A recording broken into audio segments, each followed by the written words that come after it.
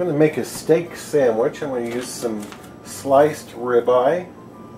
And I'm also going to cut it this way because my grocery store would only cut it one way. I'm going to use some pepperoncini and some roasted red bell pepper, and some cherry peppers, and some basil. And here's the bread, and sun-dried tomatoes that are in olive oil, and garlic and onion, and some mayonnaise and balsamic vinegar. And this is kind of going to be like a Philly cheesesteak combination Italian beef sandwich. I'm going to take up the basil that I chopped up a little bit and put it in the mayonnaise. Let's get it in there. I'm going to take a garlic clove and put that in there as well. A good sized one. And mix this all up. And I'm going to put this on the sandwiches. The beef is already sliced like that way, and I'm going to take it and slice it a bit more, just because they did not, the grocery store did not slice it paper thin for me. I have my pan heating up over medium-high heat. Add some olive oil. It's probably a bit too much, but oh well. We'll add the beef.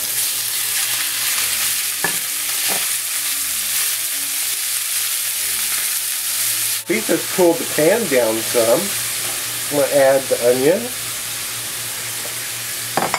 And I'm going to add a clove of garlic to it.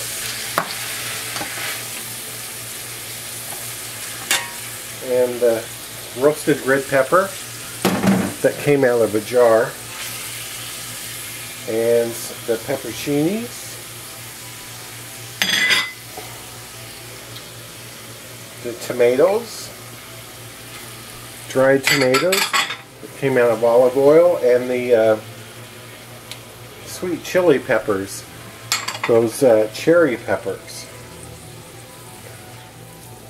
And I'm just going to kind of let this warm back up and come up to temperature. The pan's starting to heat up some. It's been about 3 or 4 minutes. It's on medium-high heat. I'm going to add some mozzarella cheese. I forgot to tell you about the cheese. Just throw some in there.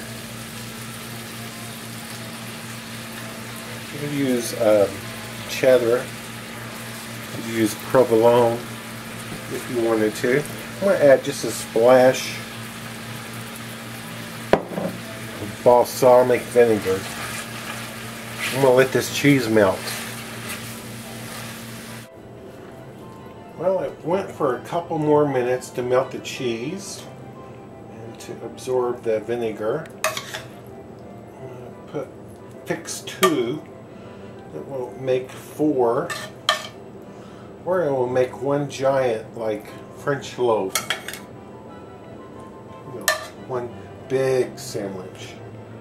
I thought about doing that, but I'm going to do it this way. I'm going to add some, separate these two a little bit. Put some mozzarella on top.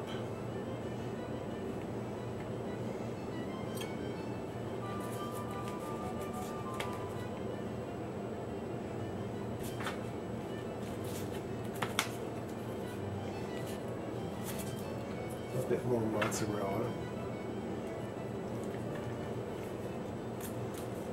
Just as much or as little as you want. And this is going to go in my oven. I'm actually going to put it under the broiler. I'm actually making this on some baguettes, very crusty bread. French bread, like in a big loaf, would work as well. Go ahead and put some mayonnaise on the tops of the bread. It took about 3 minutes to broil these and make them nice and toasty. We'll put the lids on and let them cool off just for a second. Let's cut one.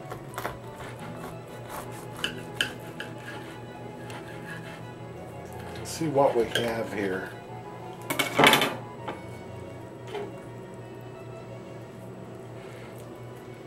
Some melty cheese.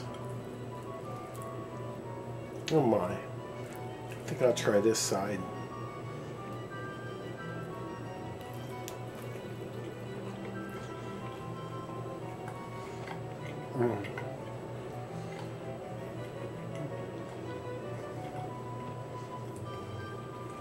That's really good. You taste the basil and the mild peppers and the beef and the cheese, and it's so wonderful. Thanks so much for watching.